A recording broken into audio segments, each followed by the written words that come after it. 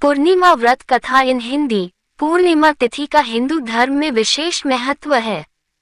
इसे धनदायक और संतानदायक व्रत माना गया है। जो लोग पूरे विधि विधान से पूर्णिमा का व्रत करते हैं और पूर्णिमा के दिन चंद्रमा का अर्घ देते हैं, उन पर भगवान विष्णु और माता लक्ष्मी की विशेष कृपा होती है। आइए जानते हैं पूर्णिमा व्रत की कथा। पूर्णिमा व्रत कथा। द्वापर युग में एक समय की बात है कि यशोदा जी ने कृष्ण से कहा, हे कृष्ण, तुम सारे संसार के उत्पन्न करता, पोषण तथा उसके संहार करता हो।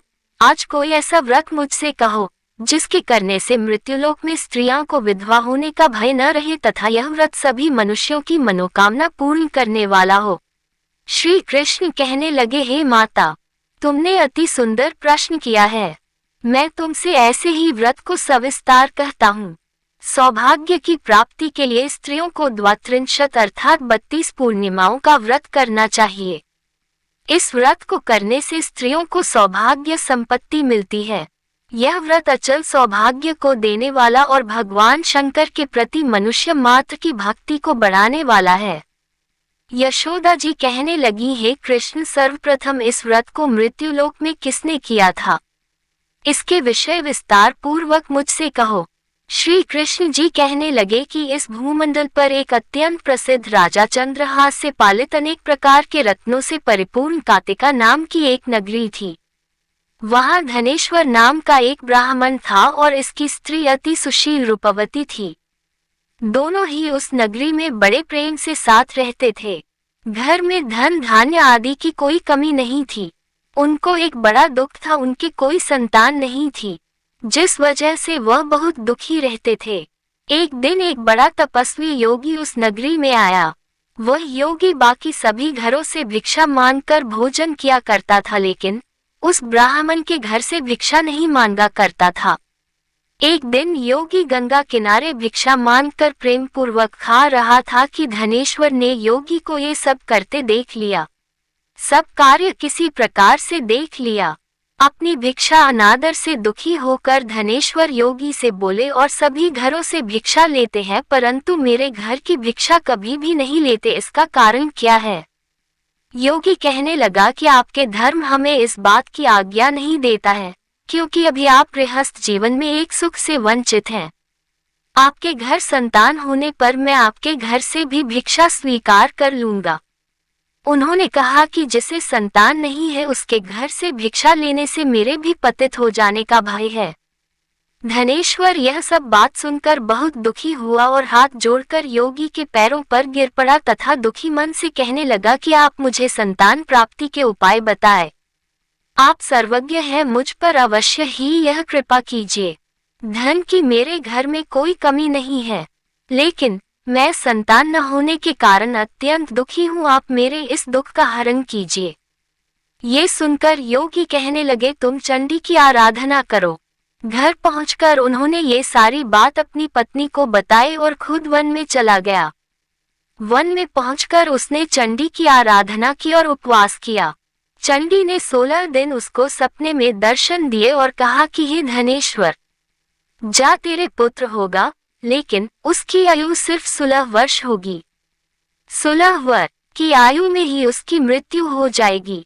अगर तुम दोनों स्त्री और पुरुष 32 पूर्णिमाओं को व्रत करोगे तो ये दीर्घायु हो जाएगा।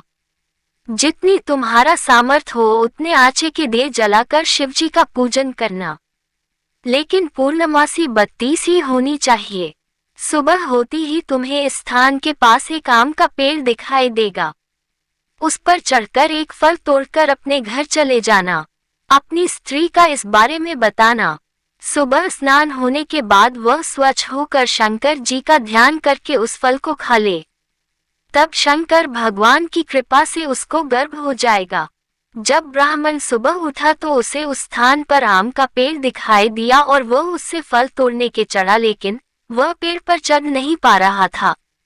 ये देखकर उसे बड़ी चिंता हुई। उसने भगवान गणेश की उपासना की और कहा, हे दयानिधे, अपने भक्तों के विघ्नों का नाश करके उनके मंगल कार्य को करने वाले, दुष्ट का नाश करने वाले, रिद्धि सिद्धि देने वाले, आप मुझे इतना बल दे कि मैं अपनी मनोकामना पूरी कर सकूं। इसके बाद वह पेड़ से फल तोड़कर अपनी पत्नी के पास पहुंचा। उसकी पत्नी ने अपने पति के कहे अनुसार इस फल को खा लिया और वह गर्भवती हो गई। देवी की कृपा से उसे बहुत सुंदर पुत्र पैदा हुआ। उसका नाम उन्होंने देवीदास रखा। माता पिता के हर्ष और शोक के साथ वह बाल बढ़ने लगा। भगवान की कृपा से बालक बहुत ही सुंदर था, सुशील और पढ़ाई लिखाई में भी बहुत ही निपुण था। दुर्गा जी के कथानुसार उसकी माता से 32 पूर्णमासी का व्रत रखा। जैसे ही 16वां वर्ग लगा, दोनों पति पत्नी बहुत दुखी हुए, कहीं उनके पुत्र की मृत्यु न हो जाए। उन्होंने सोचा कि अगर उनके सामने ये सब हुआ तो वह कैसा देख पाएंगे। तभी उन्होंने देवीदास के मामा को बुलाया और 1 वर्ष के लिए देवीदास को काशी में पढ़ने के लिए भेज दिया। 1 वर्ष के बाद उसे वापस लेकर आ जाना। देवीदास अपने माता के साथ एक घोड़े पर सवार होकर चल दिया।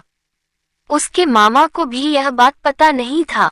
दोनों पति पत्नी से 32 पूर्णमासी का व्रत पूरा किया। दूसरी तरफ मामा और भांजा दोनों रात गुजारने के लिए रास्ते में एक गांव में रुके। उस दिन उस गांव में ब्राह्मण की कन्या का विवाह होने वाला था।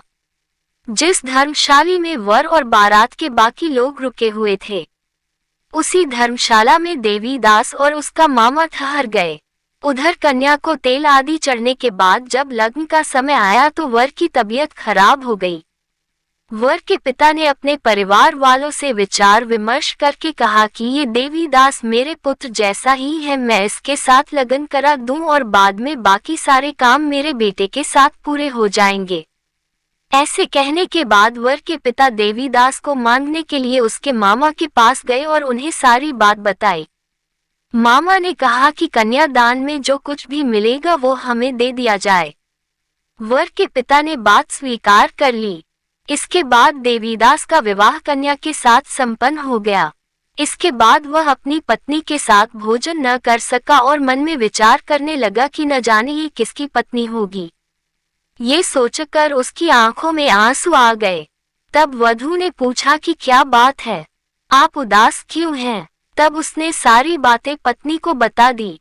तब कन्या कहने लगी, यह ब्रह्म विवाद के विपरीत है। आप ही मेरे पति हैं, मैं आपकी की पत्नी रहूंगी, किसी अन्य की कभी नहीं। तब देवीदास ने कहा, ऐसा मत करिए क्योंकि मेरी आयु बहुत कम है, मेरे बाद आपका क्या होगा। लेकिन उसकी पत्नी नहीं मानी और बोली, स्वामी आप भोजन कीजिए। दोनों रात में सोने के लिए चले गए। सुबह देवीदास ने पत्नी को 4 नगों से जड़ी एक अंगूठी दी और एक रुमाल दिया और बोला कि हे प्रिय, इसे लो और संकेत समझकर स्थिर चित हो जाऊं। मेरे मरण और जीवन जानने के लिए एक पुष्प वाटिका बना लो, उसमें सुगंधी वाली एक नव मल्लिका लगा लो, उसको प्रतिदिन जल से सींचा करें और आनंद के साथ खिलो कूदो। जिस समय और जिस दिन मेरा प्राणांत होगा उस दिन ये फूल सूख जाएंगे। जब ये फिर से हरे हो जाएं तो जान लेना मैं जीवित हूँ। ये समझाकर वह वहां से चला गया। इसके बाद जब वर और बाकी बाराती मंडप में आए तो कन्या ने उसे देखकर कहा कि ये मेरा पति नहीं है, मेरे पति वह है जिनके साथ रात में विवाद हुआ है, इसके साथ मेरा विवाह नहीं हुआ है। अगर यह वही है तो ये बताएं कि मैंने इसके क्या दिया है, साथ ही कन्यादान के समय को आभूषण मिले उन्हें दिखाएं। कन्या की ये सारी बातें सुनकर वह कहने लगा कि मैं ये सब नहीं जानता। इसके बाद सारी बारात भी अपमानित होकर लौट गई। भगवान कृष्ण बोले, हे माता, इस प्रकार देवीदास काशी चला गया। कुछ समय जब बीत गया तो एक सर्प उसको डसने के लिए वहां आया, लेकिन वह उसको काट नहीं पाया क्योंकि उसकी माता ने पहली ही 32 पूर्णिमा का व्रत कर लिए थे। इसके बाद खुद काल वहां पहुंचा। भगवान की कृपा से तभी वहां माता पार्वती और भगवान गणेश आ गए। देवीदास को मूर्छित दशा में देखकर माता पार्वती ने भगवान शिव से प्रार्थना की कि महाराज, इस बालक की माता ने पहले ही 32 पूर्णिमा के व्रत कर लिए हैं, आप इसको प्राण दे। भगवान शिव ने माता पार्वती के कहने पर उसे प्राण दान दे दिया। उधर उसकी पत्नी उसके काल की प्रतीक्षा कर रही थी। उसकी पत्नी ने जाकर देखा कि पुष्प और पत्र दोनों ही नहीं है तो उसको बहुत आश्चर्य हुआ, और जब उसने देखा कि पुष्पवाटिका फिर से हरी हो गई तो वह समझ गई कि उसका पति जिंदा हो गया है। इसके बाद वह बहुत ही प्रसन्न होकर अपने पिता से कहने लगी कि मेरे पति जीवित हैं, उनको ढूंढिए। जब 16वां वर्ष व्यतीत हो गया तो देवीदास भी अपने मामा के साथ काशी चल दिया। इधर उसकी पत्नी के परिवार वाले उन्हें ढूंढने के लिए जा ही रहे थे कि उन्होंने देखा कि देवीदास और उसका मामा उधर ही आ रहे थे। उसको देखकर उनके ससुर बहुत प्रसन्न हुए और उसे अपने घर ले आए। वहां सारा वगर इकट्ठा हो गया और कन्या ने भी उसे पहचान लिया। देवीदास ने इसके बाद अपनी पत्नी और मामा को लेकर वहां से चल दिया। उसके ससुर ने भी उसे बहुत धन दहेज दिया। जब वह अपने घर की तरफ चल रहा था तो उसके माता पिता को लोगों ने खबर कर दी, तुम्हारा पुत्र देवीदास अपनी पत्नी और मामा के साथ आ रहा है। ऐसा समाचार सुनकर पहले तो उन्हें विश्वास नहीं हुआ, लेकिन जब देवीदास आया और उसने अपने माता पिता के पैर छुए तो देवीदास के माता पिता ने उनका माथा चूमा और दोनों को अपने सीने से लगा लिया। दोनों के आने की खुशी में धनेश्वर ने बहुत दान दक्षिणा ब्राह्मणों को दी। श्री कृष्ण जी कहने लगे कि इस तरह धनेश्वर को 32 पूर्णिमाओं को व्रत के प्रभाव से संतान प्राप्त हुई। जो स्त्रियां इस व्रत को करती हैं वो जन्म जन्मांतरों तक वैधव्य का दुख नहीं भोगती हैं और सदैव सौभाग्यवती रहती हैं। यह मेरा वचन है। यह व्रत संतान देने वाला और सभी मनोकामनाओं को पूरा करने वाला है। अगर आपको हमारी यह वीडियो अच्छी लगी हो तो प्लीज लाइक और शेयर जरूर करें और आगे भी ऐसी वीडियो देखने के लिए चैनल को सब्सक्राइब करें। Thanks for watching this video.